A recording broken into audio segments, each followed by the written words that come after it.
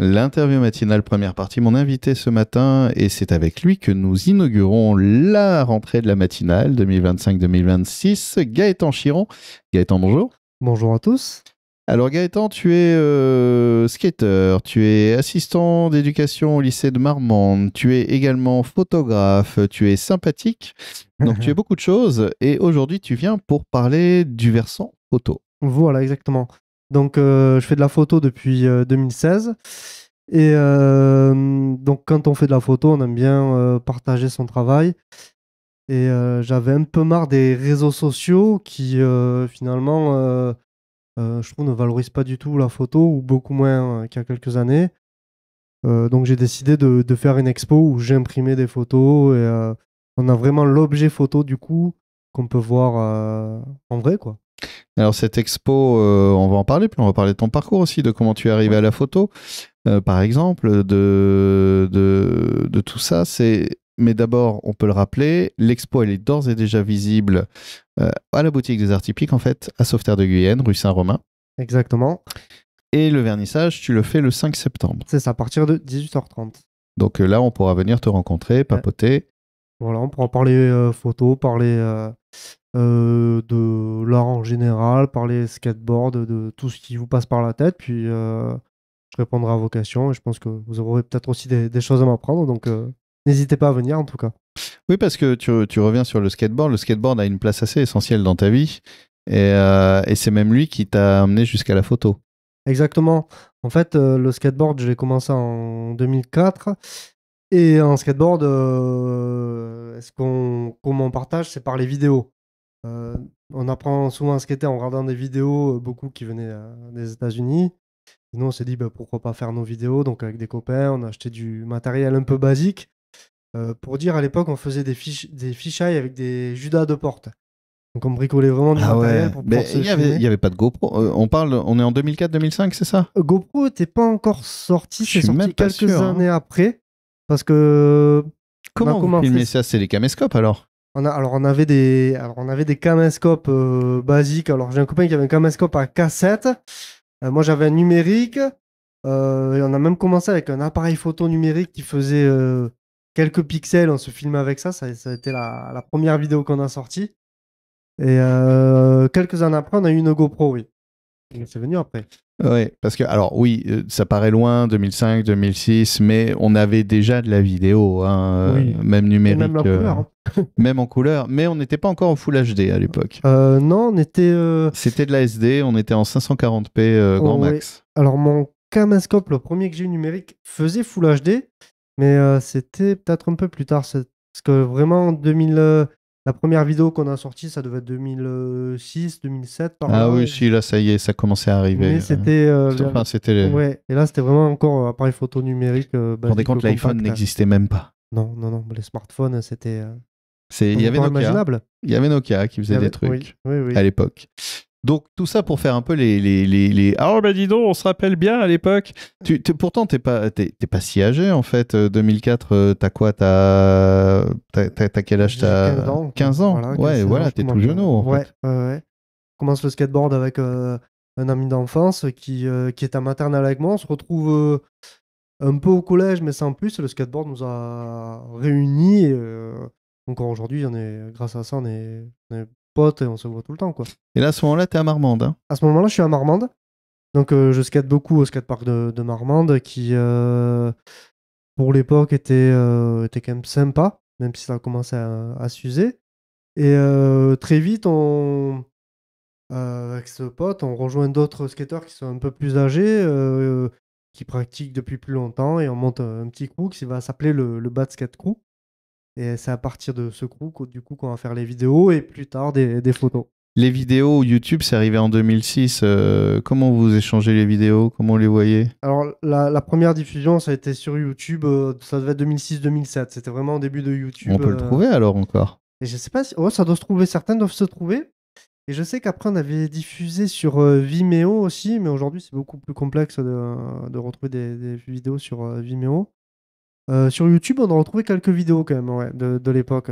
Peut-être pas les plus anciennes, mais il y en a quelques-unes qui circulent encore. Et donc le skate est bien dans ta vie, tu commences à filmer, et la photo en fait, est-ce elle est déjà là à l'époque ou vraiment c'est une découverte postérieure au... Alors, la photo a toujours été présente quelque part, parce que petit, je faisais de la photo avec des appareils photo jetables et j'adorais ça. Et puis, c'était aussi le début, quand j'ai commencé à skater, les téléphones avec des appareils photo sortaient. Et du coup, ça a été l'occasion de faire quelques photos de skateboard avec. Bon, c'était pas du tout qualitatif, c'était très pixelisé, mais ça a été une première approche de la photo en skateboard. L'autre approche qu'on avait, c'était de faire des captures d'écran des vidéos. Vu qu'on était un crew amateur, on n'avait pas de photographe dédié, donc pour tout faire, on faisait des captures d'écran sur les vidéos pour pouvoir diffuser des photos. Et tu dis avec des appareils photo jetables, alors pour ceux on en trouve encore des appareils Ça, photo ça jetables. revient, ça revient. Ouais, ouais, donc c'était vraiment de la pellicule à l'époque Oui. et c'était un peu l'innovation, c'est qu'on achetait un appareil qui était plutôt propre d'ailleurs et qui coûtait pas très très cher. Enfin, c'était quand même un petit engagement parce qu'il faut les faire développer après tout Pour les ça. faire développer. Bon, à l'époque, ça a été naturel de les faire développer. Enfin, quand moi j'étais gamin, mon père faisait de la photo régulièrement. Bon, c'est la photo souvenir, hein, de vacances et tout.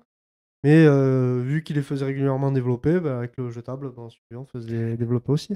C'est quoi qui t'attire dans la photo qu'est-ce qui fait qu'à un moment t'aimes bien mettre ton œil derrière une caméra? Qu'est-ce que tu vas aller chercher? En fait, c'est vraiment essayer de. Il y a des moments, des paysages, des choses qu'on trouve belles ou qui nous inspirent. Et c'est le moyen de se dire, je vais le prendre en photo, je vais le capturer pour pouvoir le partager ou le garder juste en souvenir pour soi.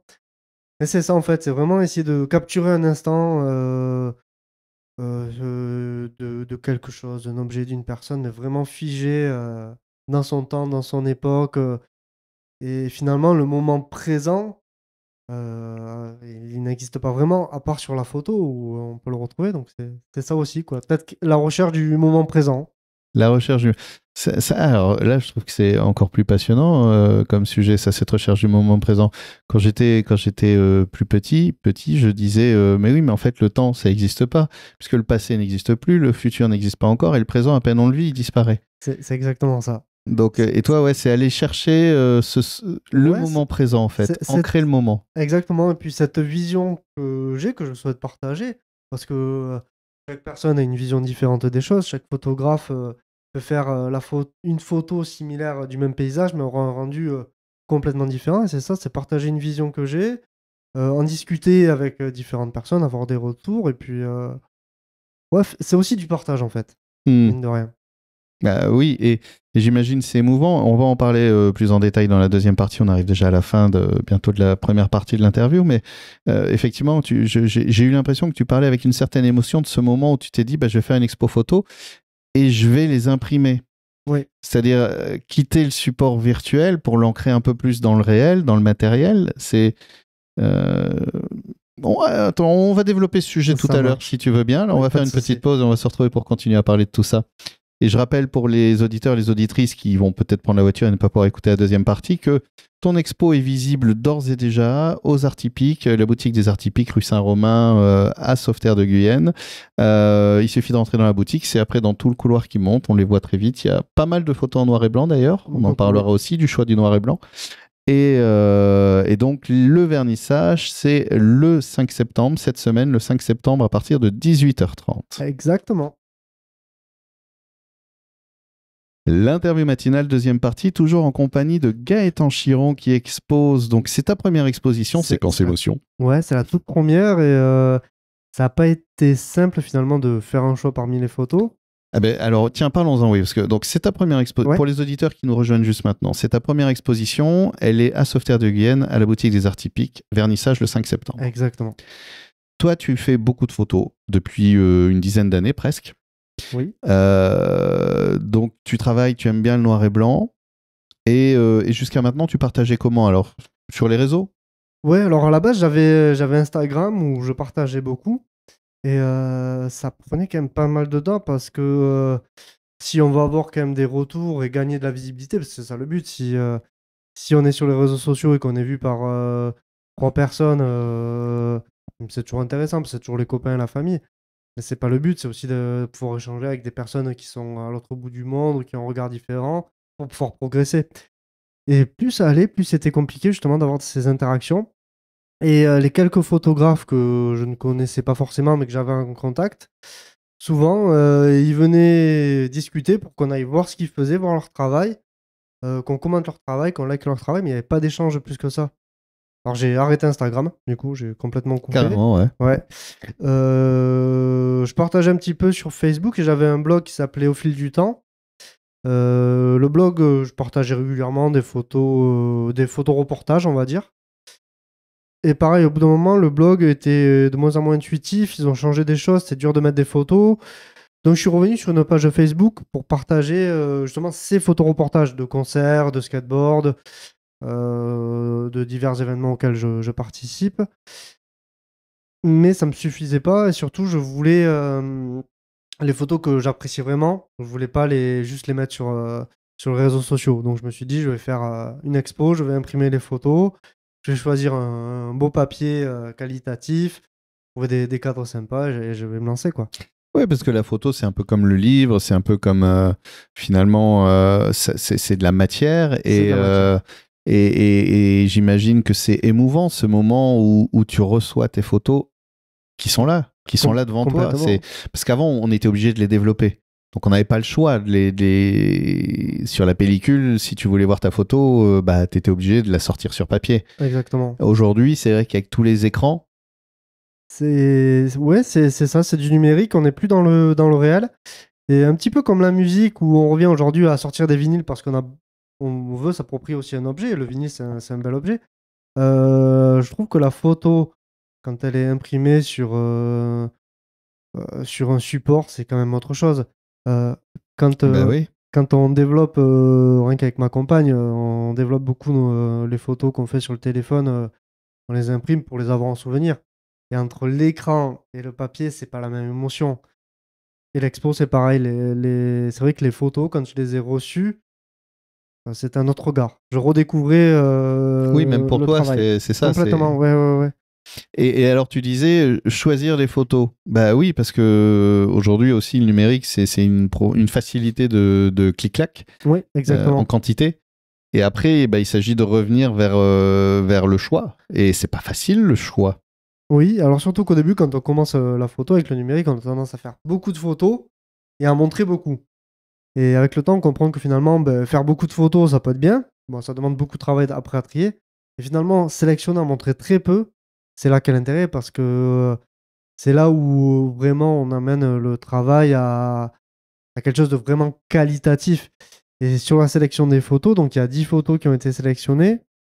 Je me suis fait quand même aider de ma compagne, de Marie, qui travaille aux Arts Typiques, qui est Vanière, qui a sa sensibilité et son regard. Et aussi d'un copain, un collègue qui s'appelle Damien Tessandier, qui est artiste peintre, et du coup qui a un regard aussi artistique et différent sur mon travail, et qui m'a aidé aussi à sélectionner ces 10 photos, même si j'ai eu quand même heureusement le dernier mot sur la sélection, mais Ah bah, j'espère, oui, quand oui, même. oui.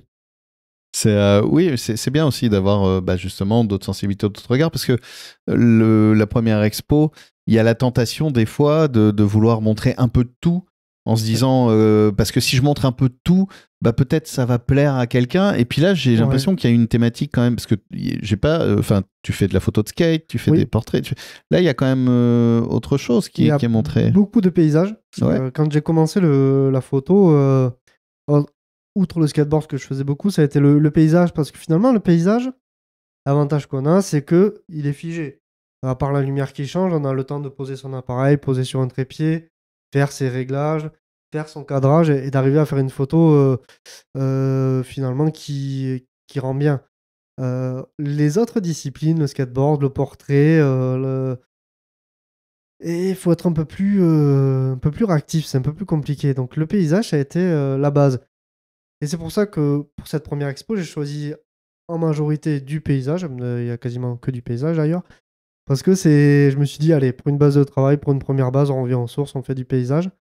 Beaucoup en noir et blanc. Il doit y avoir 80% des photos en noir et blanc parce que j'aime bien ce côté qu'apporte le noir et blanc où avec finalement que des variations de gris. On va faire ressortir un élément sur la photo ou plusieurs éléments qui nous apportent.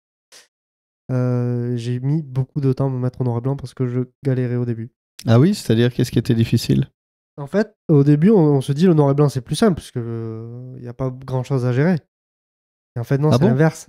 La, la couleur permet de finalement faire ressortir ce qu'on a envie parce qu'il y a beaucoup plus d'éléments différents. La couleur est beaucoup plus simple. Et dès que je passais sur du noir et blanc, c'était plat, c'était pas joli, ça ressortait pas, il n'y avait pas d'émotion. Et j'ai mis du temps à travailler, à trouver le bon contraste, à me dire que ben, certaines photos en noir et blanc, non, ça, faut pas les faire.